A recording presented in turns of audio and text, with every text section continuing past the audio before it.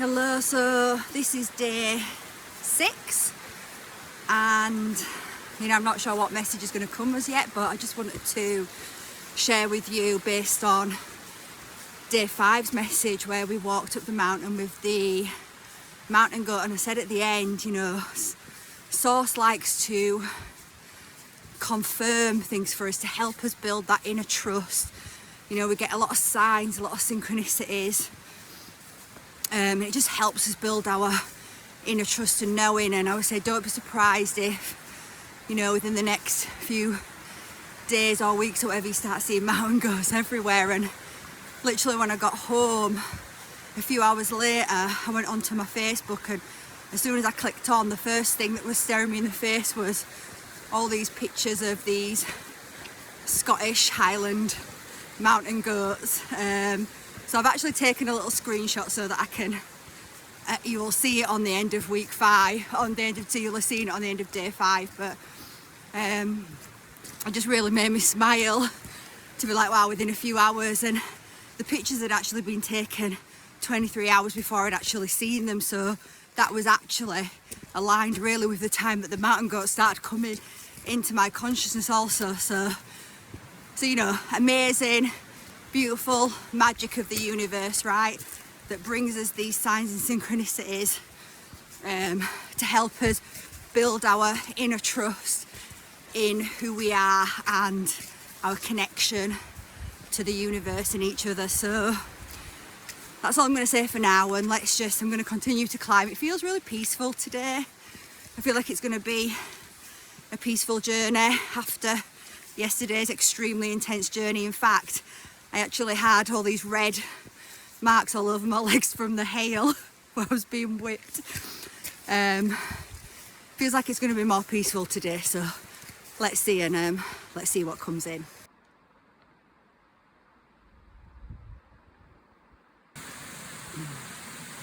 So we can just see here by comparing this to when I think it's day 3, when the rivers here were raging, how we can see that feeling I was connected to, that today is going to be much more peaceful, a lot more calm. We can see that being reflected back to us in the waters, because nature is a mirror.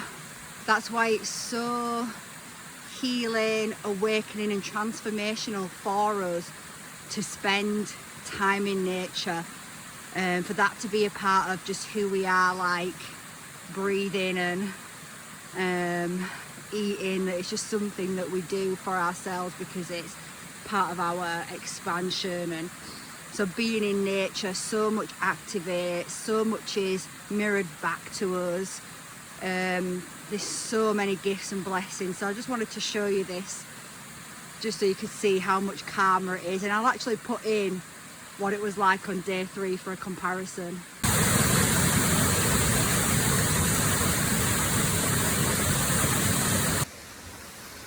So, like I said, it feels, as soon as I came in, I could just tell today was going to be much more peaceful, and we're seeing that mirrored back to us. But also, it just reminded me that this morning when I was sat having my cup of tea, getting ready to go, I was actually thinking, I don't know what I'll do in my mornings if I don't do this. I feel like something will be missing, and that was really interesting for me to observe, because I could see how from day 1, when I was thinking, even day 2, day 3, how am I going to be able to do this every day, that it's already alchemized from that heavy, dense lead energy of resistance into me actually being like, well, what will I do when I'm not doing this? I'll miss it, into that lighter gold energizing energy. So you can already see from day 1 to day 6 that shift that's taken place in my mental body by going on this journey.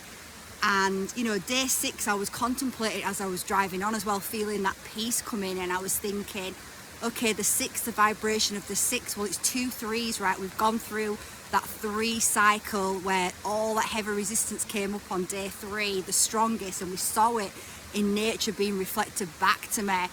And then we've gone through today is doing that 3 cycle again, a 6. And if you think about the 6, it's very soft, right? There's no hard edges on the 6. It's a very soft number, and it really does represent balance and harmony So, you know, it's just so aligned how this energy on day 6 is really feeling that balance and harmony. And I could actually reflect and see this morning how my thoughts are already changing and coming into balance with what it is that my heart wants to do. Now, I have to say that I didn't have a huge, massive, strong resistance to being on the mountain. I did to doing it for 29 days, but for being on the mountain because I love being in nature.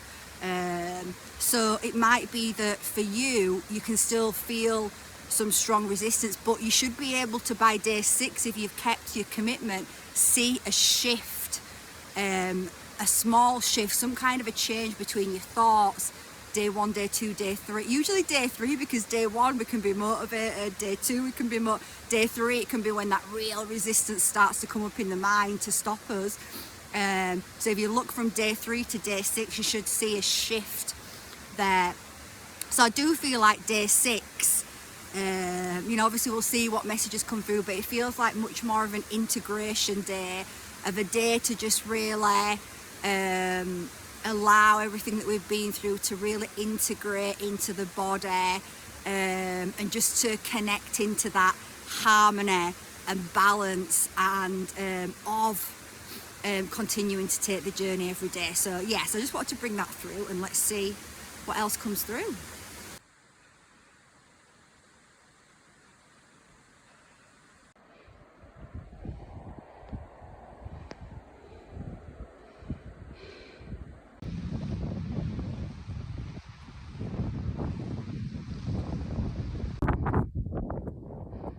So it's so deep with snow here that at the top I just went almost like waist deep because I couldn't see the path at all.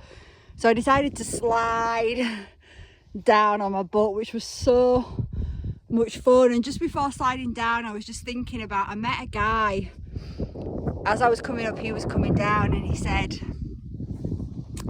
that there was a snowstorm at the top and it was knee-high in snow. But I was like, all right, well, I'm just going to keep going. And I've got here and it's so peaceful and beautiful. So I've missed the snowstorm, right? So it's that energy that I was feeling at the beginning, the peace. And I was just thinking before I slid down there, how when your heart and your mind start to align, this is when real peace starts to settle in. And we could see that coming in today on day 6, which, as I said, is like, you know, we've done 2 3s, and really it's 2/3 of the way to a 9 as well. And 9 is like a completion of a cycle, and as we're completing those cycles, so we've hit the sweet spot at 6. If we've been consistent and continue to do whatever it is that was calling us for those 6 full days without any excuses, without allowing changing environments to stop you, just keeping mentally focused and just observing what comes up, and then just being truthful about those thoughts and starting to alchemize them, then you're going to get to day 6 and find this sweet spot, this peace, because your mind is going to start to align with your heart a little bit more. And as we get to day 9, that's going to anchor in on a whole new level. But we need to do it more than 9 days, right? Because that day 9 is going to create a foundation, and it's like the energy is getting stronger, and we'll repeat that like 3 times. 3 times is 27 days, and we're going to do this for 29. So we're going to well and truly ground in this new ritual that we are going on this journey in, to grow and expand. So I think another message that's coming through today as well is that to really allow your inner child, you know, to be playful with whatever it is you're doing. Whatever you're doing, it should bring you joy in some way. If you're doing something that you know, it's not really in your heart, it's what perhaps you feel you're expected to do, or someone else wants you to do it, then it's going to be, you're going to come up against so much resistance because it's not really in your heart to do it. So you're going to find it very hard to, well, you're never going to align your heart and mind, right? Because it's not in your heart. But if it is truly something that's in your heart, then often it is just a case of aligning the mental body, because the mental body often has been programmed in a way to really cage our hearts up. So if you are doing something that's truly in your heart, you will start to feel that alignment come in as you take those steps. And there's something else I was going to say, but I've forgotten. I'm just going to leave it there and I'll bring it in as it comes through.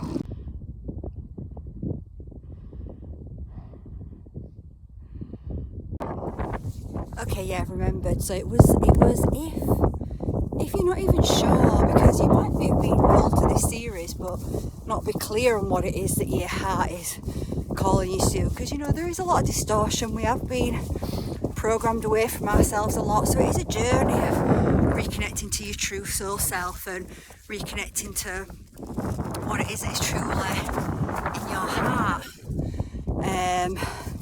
So if you are unsure but you're being guided here anyway, there is something that is percolating.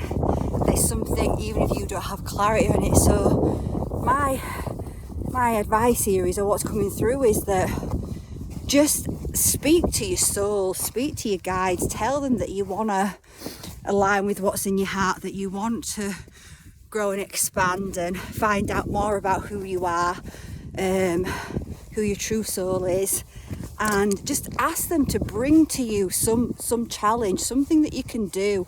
And it doesn't have to be anything major, but it does have to be something that you feel a bit of resistance to, because if you don't feel any resistance to it all, then it's likely not a challenge that's going to get you out of your comfort zone, right? You need something that's going to get you out of your comfort zone, that's going to create changing environments, so you can start seeing the programs and start healing. And so you could just do some kind of a challenge, a physical challenge, a mental challenge. I mean, all physical challenges are mentally challenging as well, right?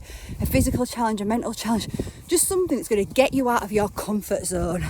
And just do it for that reason, to do something new, different, to try something new, different, and just trust that if you ask for something to come in and something shows up, maybe a friend invites you to do a challenge with them, maybe you hear something and think, oh, I could do that, then just trust and go with it and just do it with a mind of being curious and to challenge yourself. And just know that as you're going through that and you're changing your environment, something's going to come in, some clarity is going to come in. You know, if you can do something that's a challenge in nature, even better, because nature, like I've said, you know, I just can't big up nature enough for being a co-creator of a beautiful life for you and helping you to heal, align and hear yourself properly, hear beyond the mental chatter, hear with your heart, really bring balance into your heart and mind.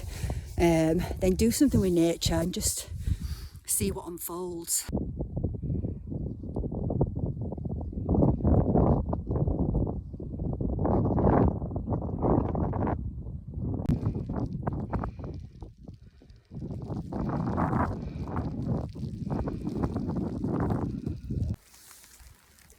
Okay, so that's the end of day 6. It